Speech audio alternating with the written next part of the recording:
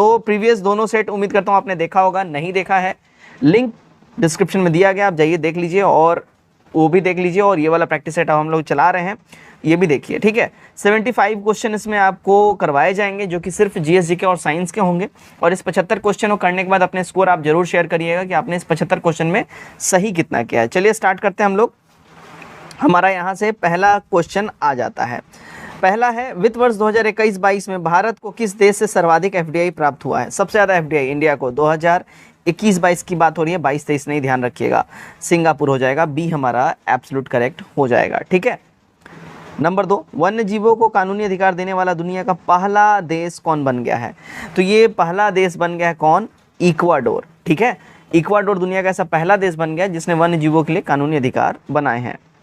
Number 3 देखते हैं हम लोग, किस राज्य ने एक जल एक शिल्प नामक अभियान शुरू किया है? तो एक जल एक शिल्प नामक अभियान रिसेंटली ही मध्य प्रदेश ने स्टार्ट किया है, तो हमारा यहाँ पे बी एब्सोल्यूट करेक्ट हो जाएगा, ठीक। 4 नंबर, निम्नलिखित में किस नदी पर विश्व के सबसे ऊंचे रेल पुल का निर्माण किया जा रहा है? तो इसका निर्माण किया जा रहा है चिनाब नदी के ऊपर में, जम्मू कश्मीर में है चिनाब नदी, ध्यान रखिएगा। ये विश्व का, दुनिया का, वर्ल्ड का सबसे ऊंचा रेल पुल का निर्माण किया जा रहा है। इसका हाइट कितना रहेगा ये भी जानने वाली बात है, 467 मीटर होगा, ठीक है। और नदी तल से इसकी ऊंचाई 359 मीटर रहेगा, ठीक। चलिए 5 नंबर देखते हैं, लोकतंत्र सूचकांक 2021 में भारत विश्व में कौन सा स्थान प्राप्त हुआ है भारत को? तो भारत को जो स्थान प्राप्त हुआ है वो है देखिए 46वां स्थान, सी हमारा यहाँ पे एब्सोल्यूट करेक्ट हो जाएगा। लोकतंत्र सूचकांक 2021 में भारत का विश्व में कौन सा स्थान है? 46 है, 46वां है। नंबर 6 देखिएगा, विद्युत उत्पादन के मामले में भारत का विश्व में कौन सा स्थान प्राप्त हुआ है? विद्युत उत्पादन के मामले में, तो विद्युत उत्पादन के मामले में भारत को जो स्थान प्राप्त हुआ है अगर हम बात कर लें, देखिएगा 3rd पोजीशन इंडिया को प्राप्त हुआ है ना, विद्युत उत्पादन के मामले में, ठीक। चलिए आगे बढ़ते हैं हम लोग। नंबर 7 देखिएगा, केंद्रीय प्रत्यक्ष कर बोर्ड यानी सीबीडीटी का नया अध्यक्ष किसे नियुक्त किया गया है? देखिएगा सीबीडीटी का नया अध्यक्ष की अगर हम बात कर ले, किसको नियुक्त किया गया है? तो ये नियुक्त किया गया है देखिए संगीता सिंह जी को, बी हमारा यहाँ पे सही हो जाएगा, ठीक है। संगीता सिंह को सीबीडीटी का नया अध्यक्ष नियुक्त किया गया है। और इन्होंने प्रीवियसली जो अध्यक्ष थे सीबीडीटी के कौन थे? जेबी महापात्रा, उनका ही स्थान इन्होंने लिया है। 8 नंबर, 6 विकेट विश्व कप में भाग लेने वाली दुनिया की पहली महिला क्रिकेटर कौन बनी है? 6 क्रिकेट विश्व कप में, माफ़ कीजिएगा मैंने विकेट पढ़ दिया है, 6 क्रिकेट विश्व कप यानी कि 6 वर्ल्ड कप्स में, क्रिकेट वर्ल्ड कप में खेलने वाली ऐसी कौन सी पहली महिला क्रिकेटर बन गई हैं? तो ये गौरव प्राप्त हुआ है हमारी इंडिया की मिताली राज जी को, सी एब्सोल्यूट करेक्ट हो जाएगा। नंबर 9 देखते हैं क्या है, बिहार आर्थिक सर्वेक्षण 2021-22 के अनुसार मक्का उत्पादन में बिहार का स्थान क्या है? तो मक्का प्रोडक्शन में बिहार का जो स्थान है वो देखिए 3rd नंबर पे है, सी हमारा करेक्ट हो जाएगा, ध्यान रखिएगा। लेकिन शाही लीची की बात करें, लीची ये शाही लीची या मखाना, तो मखाना और लीची में बिहार का जो पोजीशन है वो क्या है? 1st है, ठीक है। चलिए नंबर 10 देखिए, हाल ही में किस संगठन द्वारा state of world population report जारी किया गया है? तो ये रिपोर्ट जारी किया गया है UNDFPA के द्वारा, डी एब्सोल्यूट करेक्ट हो जाएगा, ठीक। नंबर 11, वायु में वायुयान एवं पक्षी के मध्य टक्कर से वायुयान की तुलना में पक्षी द्वारा अनुभव होने वाला बल क्या होगा?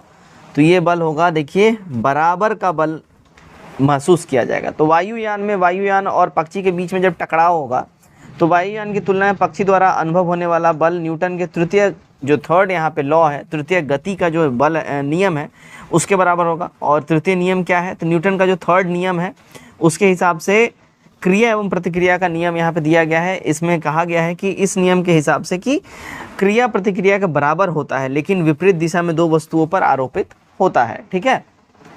नंबर 12, द्रव्यमान 400 kg की बंदूक के संवेग की गणना करें जब इसके प्रतिघात का वेग 0.25 मीटर सेकेंड होता है। तो ये हो जाएगा देखिए 100 kg मीटर सेकेंड, ठीक है। 13 नंबर देखते हैं, एक वस्तु के जड़त्व की प्रत्यक्ष निर्भरता है, तो एक वस्तु के जड़त्व की जो प्रत्यक्ष निर्भरता जो होती है वो द्रव्यमान के ऊपर होती है, ये करेक्ट होगा। 14, किस उत्तोलक के लिए नियंत्रक लाभ 1 से हमेशा कम होगा?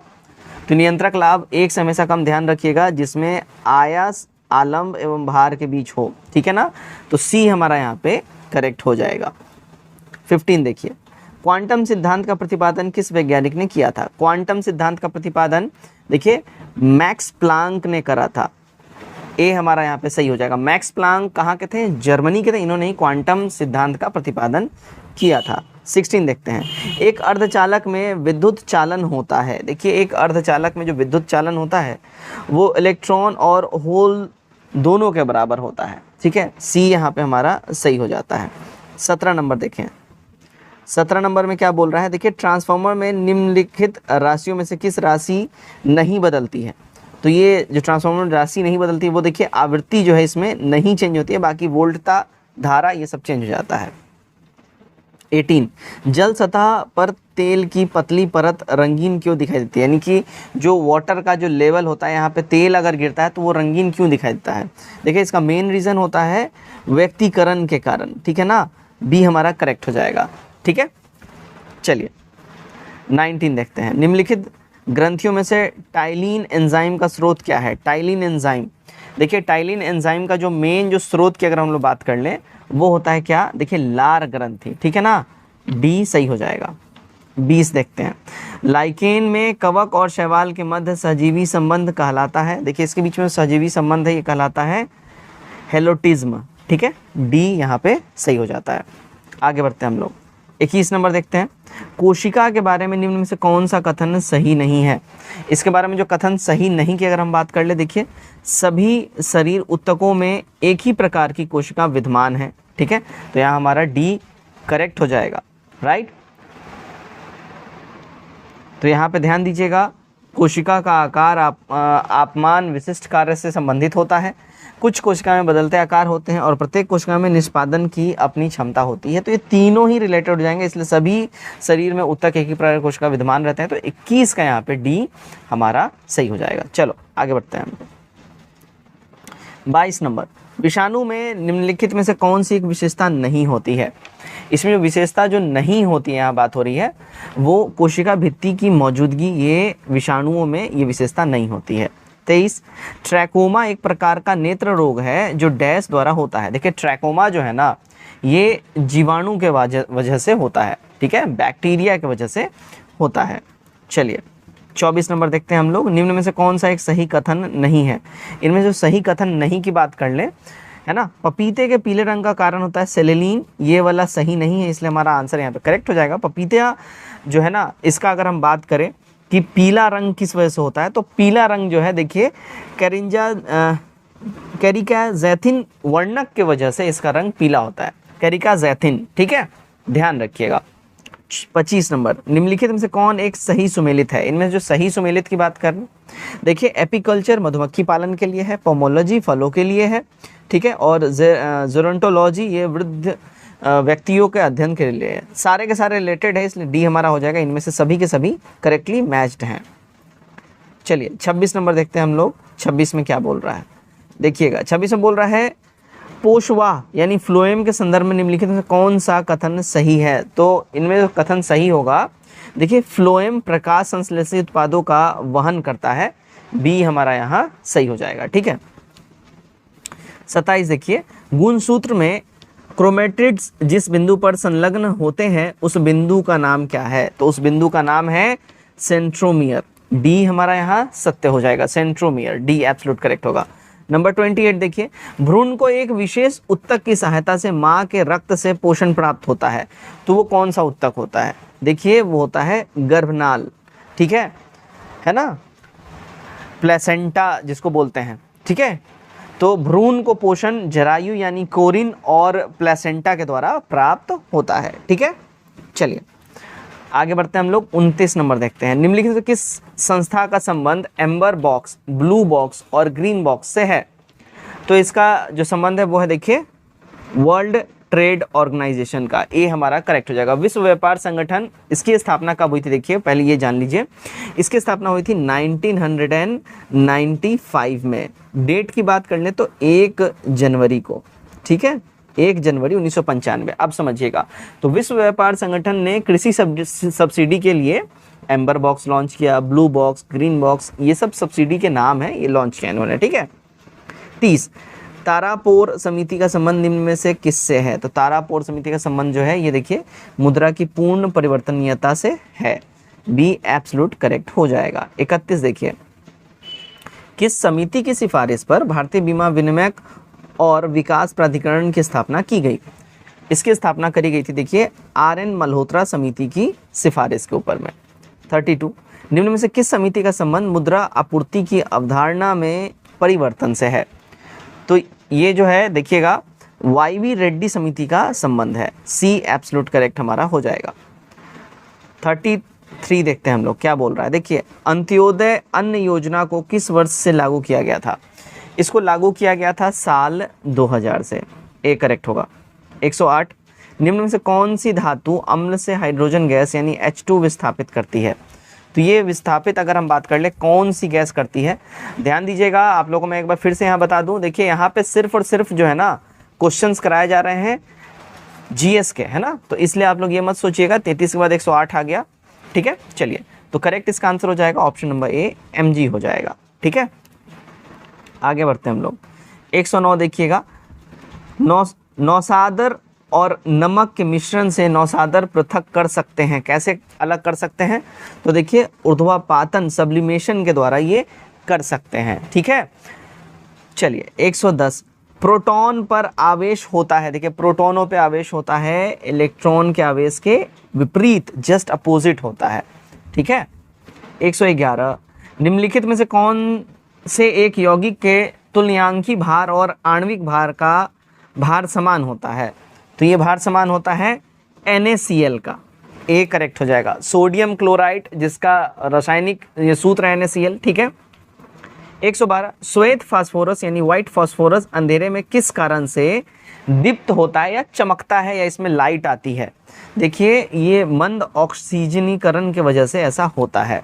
बी हमारा करेक्ट हो जाएगा। ठीक है, 113 देखते हैं, किसी शुष्क सेल में विद्युत का उत्पादन कैसे होता है? तो इसमें विद्युत का उत्पादन जो है ध्यान दीजिए रासायनिक ऊर्जा से होता है। ठीक है, कोई भी जो ड्राई बैटरी होती है उसमें विद्युत का उत्पादन रासायनिक ऊर्जा से होता है। 114, निम्नलिखित में से कौन सा युग्म सुमेलित है? सुमेलित युग्म की बात कर ले, देखिए जिंक फॉस्फाइड चूहे का जो जहर है ये मैच्ड है। ठीक है, कृत्रिम वर्षा के लिए सिल्वर आयोडाइड का इस्तेमाल होता है। चूहे का विष जिंक फॉस्फाइड ये एकदम सही है ना। और सिल्वर क्लोराइड जो है ये देखिए हॉर्न सिल्वर ये जो है, ठीक है, सिल्वर क्लोराइड होता है ना कि आयोडाइड होता है हॉर्न सिल्वर का, है ना। उसके बाद देखिए फिलोसोफर वुल, तो फिलोसोफर वुल जो है जिंक ऑक्साइड होता है, जिंक सल्फाइड नहीं होता है। तो केवल सी हमारा यहाँ पे मैच्ड है। आगे बढ़ते हैं 115 देखिएगा, निम्नलिखित से कौन सुमेलित यहाँ नहीं है? यहाँ जो सुमेलित नहीं की बात कर ले भाई साहब, देखिए कार्बन व्यापार मॉन्ट्रियल प्रोटोकॉल ये मैच्ड नहीं है। मॉन्ट्रियल प्रोटोकॉल ओजोन परत संरक्षण से है, कार्बन व्यापार क्योटो प्रोटोकॉल से संबंधित है। ठीक है, 116, निम्नलिखित में से किसे जलवायु परिवर्तन का क्रायोजेनिक संकेतक प्राप्त किया जाता है? ये देखिए आई स्कोर से प्राप्त किया जाता है। ए करेक्ट होगा। 117 देखते हैं, जल प्रदूषण निवारण तथा नियंत्रण अधिनियम किस वर्ष लागू किया गया? ये लागू किया गया था साल 1974 में। बी करेक्ट होगा। 118, पॉलीथीन का थैलियों को नष्ट नहीं किया जा सकता है क्योंकि वे बनी होती हैं किसकी? देखिए वो बनी होती हैं पॉलीमर से। सी हमारा यहाँ पे सही हो जाएगा। 119 देखिएगा क्या बोल रहा है, अंतर्राष्ट्रीय अम्ल वर्षा सूचना केंद्र कहाँ स्थापित किया गया है? ये सूचना केंद्र देखिए मैनचेस्टर के अंदर में स्थापित किया गया है। डी करेक्ट होगा। 120, कंप्यूटर साक्षरता दिवस कब मनाया जाता है? देखिए ये हर साल 2 दिसंबर के दिन कंप्यूटर साक्षरता दिवस मनाया जाता है। ठीक है, चार्ल्स बैबेज के बर्थडे के ऊपर। 121, फेडरेशन कप किस खेल से संबंधित है? ये देखिए अगर हम बात कर लें ये फुटबॉल से रिलेटेड है फेडरेशन कप, तो हमारा ए वाला यहाँ पे ठीक है करेक्ट हो जाएगा। चलिए, और नेहरू कप जो है बास्केटबॉल से हो जाएगा। ठीक है ना, ध्यान रखिएगा इस बात का। प्रिंसिपिया पुस्तक के लेखक कौन है? प्रिंसिपिया पुस्तक, देखिए प्रिंसिपिया पुस्तक के लेखक की बात कर लें ये हैं न्यूटन। ए करेक्ट होगा। 123, खेल प्रशिक्षण के क्षेत्र में दिया जाने वाला पुरस्कार कौन सा है? तो इसके क्षेत्र में दिया जाने वाला पुरस्कार है वो है देखिए द्रोणाचार्य पुरस्कार। ठीक है, ये कोच जो होते हैं किसी भी खेल से रिलेटेड उनको ये दिया जाता है ना, द्रोणाचार्य अवार्ड। चलिए आगे बढ़ते हैं। नंबर 124 देखिए, पेट्रोलियम उत्पादक देशों का संगठन ओपेक का मुख्यालय कहाँ है? देखिए ओपेक का जो मुख्यालय है, अगर हम इसकी बात कर लें, ओपेक का मुख्यालय कहाँ है? तो ये है वियना के अंदर में। 125, निम्नलिखित से कौन सा गांधी जी के विचारों को गांधीवादी समाजवाद का शीर्ष माना जाता है? तो ये माना जाता है किसको? अहिंसा को, है ना। अहिंसा को गांधी जी के विचारों का शीर्षवाद या शीर्ष माना जाता है। 126 देखते हैं, 1870 ईस्वी में पूना सार्वजनिक सभा की स्थापना किसने की थी? तो इसकी स्थापना की थी महादेव गोविंद रनाडे जी ने, ठीक है। सी हमारा करेक्ट हो जाएगा। 1870 में इन्होंने इसकी स्थापना करी थी, ठीक है। चलिए आगे बढ़ते हैं हम लोग। 127, हर्यक वंश के किस शासक को कुणिक कहा जाता था? तो कुणिक जो है देखिए ये अजात शत्रु को कहा जाता था, ये हर्यक वंश से था, ठीक है। 128, निम्नलिखित में से किसकी शासन व्यवस्था गणतंत्रात्मक नहीं थी? देखिए मगध की जो है शासन व्यवस्था गणतंत्रात्मक नहीं थी। मगध में राजतंत्र स्थापित था और हर्यक वंश, शिशुनाग वंश, नंद वंश, मौर्य वंश, ये सब जो है साम्राज्यवादी शासन व्यवस्था की स्थापना यहाँ पे करी गई थी, ठीक है। महात्मा बुद्ध के समय में हर्यक वंश का शासन बिंबिसार के द्वारा ये मगध में ये स्टार्ट किया था, ठीक है। 129 देखते हैं, सर टॉमस रो तथा हॉकिंस किसके शासनकाल में भारत आए थे? देखिएगा ये लोग भारत आए थे जहांगीर के टाइम में। सी हमारा करेक्ट हो जाए। जहांगीर ने फिर हॉकिंस को इंग्लिश खां की भी उपाधि दी थी, ठीक है। चलिए भाई आगे बढ़ते हैं हम लोग। 130, मुस्लिम लीग द्वारा किस वर्ष पाकिस्तान की स्थापना की मांग करने वाला प्रस्ताव पारित किया गया? तो ये प्रस्ताव पारित किया गया था 1940 में। डी करेक्ट हो जाएगा हमारा। 131 देखिएगा, अगस्त 1932 में रैमजे मैकडोनल्ड के सांप्रदायिक पंचायत के द्वारा पहली बार एक पृथक निर्वाचन समूह बनाया गया। तो ये अलग निर्वाचक समूह जो है देखिए अछूतों के लिए बनाया गया था। डी हमारा यहाँ सही हो जाएगा, ठीक है। तो ब्रिटिश प्रधानमंत्री थे रैमजे मैकडोनल्ड। इन्होंने 16 अगस्त 1932 को संप्रदायों के प्रतिनिधित्व के विषय में एक पंचायत, एक रेगुलेशन निकाला। इसके द्वारा पहली बार अछूतों के लिए एक अलग निर्वाचन समूह की बात करी गई और इससे पहले इस तरह की सुविधा केवल मुस्लिमों के लिए थी, ये भी ध्यान रखिएगा। 1919 में ही जो है मुस्लिम को ये चीज़ मिल गया था, एक पृथक निर्वाचन मंडल, ठीक है। नहीं 1909 में ही मिल गया था, ठीक है। 1919 में तो फिर दलितों के लिए ये सब चीज़ें आ गई थी। चलिए 132, चलिए अंग्रेजों ने श्रीरंगपट्टनम की संधि किसके साथ की थी? तो ये इन्होंने करी थी टीपू सुल्तान के साथ। ए करेक्ट हो जाएगा, है ना। तो 1792 में ये संधि हुई थी, 1792 में, है ना। 1792 में मैसूर के शासक टीपू सुल्तान के साथ ये संधि हुई थी और यह संधि तृतीय अंगल मैसूर युद्ध 1790-92 के दौरान हुआ था, ये भी ध्यान रखिएगा। इसके तहत टीपू सुल्तान को बोला गया कि भाई आप 4 करोड़ रुपया जो है, जो ब्रिटिश गवर्नमेंट का जो नुकसान हुआ आपसे युद्ध लड़ने में, वो आप हर्जाना भरेंगे और जब तक ये नहीं भरते हैं आपके तीनों पुत्र, इनके तीनों पुत्रों को उन्होंने अपने पास रख लिया था। बोले जब तक आप नहीं भरते हैं आपके तीनों पुत्र हमारे पास रहेंगे, आप अतिथि समझ लीजिए, कैदी समझ लीजिए, जो भी समझ लीजिए। और फिर उसके बाद और भी काफ़ी ज़्यादा जो है ना बेइज्जती वाला इनके साथ इन्होंने काफ़ी ज़्यादा एग्रीमेंट साइन किया था अंग्रेज़ों ने। बहुत बेइज्जती हुआ था इसमें टीपू सुल्तान का। 133, नालंदा विश्वविद्यालय की स्थापना किसके शासनकाल में की गई थी? तो ये करा गया था देखिए कुमारगुप्त प्रथम के टाइम में, नालंदा विश्वविद्यालय, ठीक है। 134 देखिए, निम्नलिखित किसने 1873 ईस्वी में सत्यशोधक समाज की स्थापना की थी? सत्यशोधक समाज की स्थापना देखिए ज्योतिबा फुले जी ने करी थी।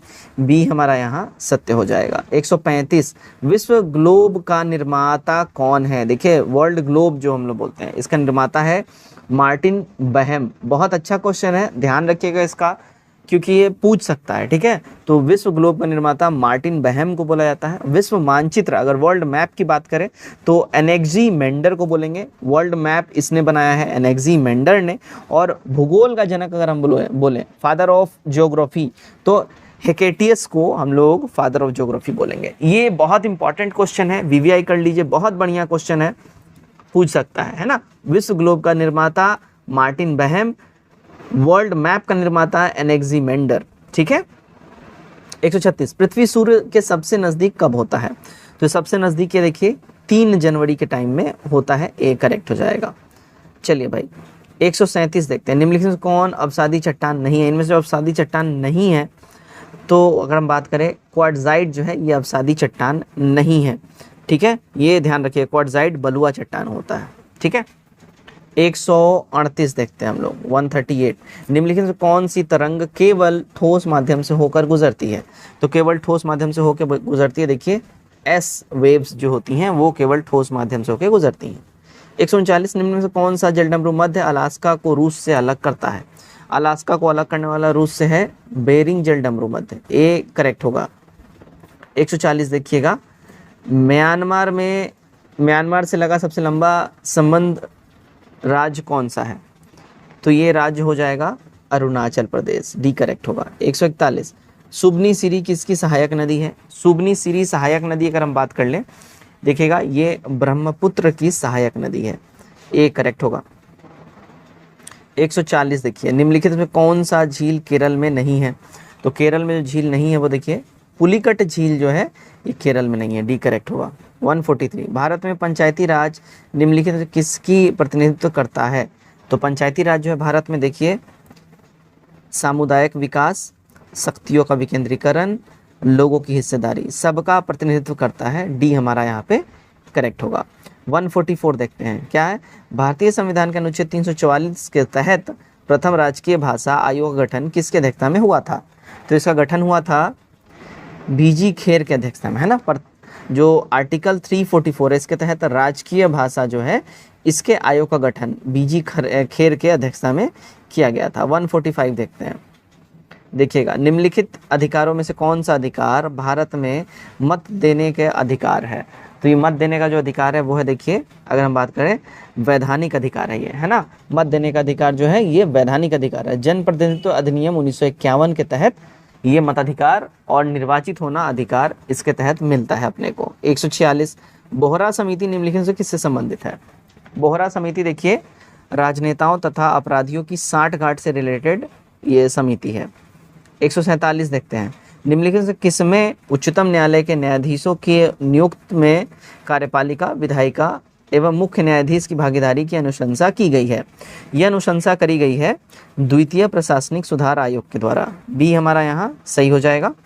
148 देखते हैं, राज्य सरकार के मंत्रियों के वेतन एवं भत्ते का निर्धारण किसके द्वारा किया जाता है?